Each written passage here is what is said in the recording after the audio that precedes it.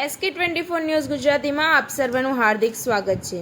અમદાવાદથી ધોળકા જતી એસટી બસમાં સરખેજ ઢાળ પાસે આગ ભભૂકી ઉઠી। સ્થાનિક લોકોએ મુસાફરોના જીવ બચાવી ઉમદા કામગીરી કરી। અમદાવાદથી ધોળકા જતી એક એસટી બસમાં શોર્ટ સર્કિટના કારણે સરખેજ ઢાળ પાસે આગ ભભૂકી ઉઠતા બસમાં બેસેલા 40 થી 50 મુસાફરોના જીવ અદ્ધર થઈ ગયા હતા। બસમાં ફાયર સેફટી માટે આગ ઓલવવાની માત્ર એક નાની બોટલ હતી, પરંતુ આસપાસના સ્થાનિક રહીશોએ આગ ઓલવવા માટે ફાયર સેફટીની બોટલો લઈને દોડી ગયા હતા અને તમામ મુસાફરોને બસમાંથી સહી સલામત નીચે ઉતારી ઉમદા કામગીરી બજાવી હતી। બસમાં લાગેલી આગે વિકરાળ સ્વરૂપ ધારણ કર્યું હતું। દરમિયાન ફાયર બ્રિગેડને જાણ કરાતા આગ ઓલવવા માટે લાઇવ બંબો આવી પહોંચ્યો હતો અને પાણીનો મારો ચલાવી ફાયરના કર્મચારીઓએ આગ બુઝાવી દીધી હતી। જોકે આગના કારણે એસટી બસને વ્યાપક નુકસાન થયું હતું।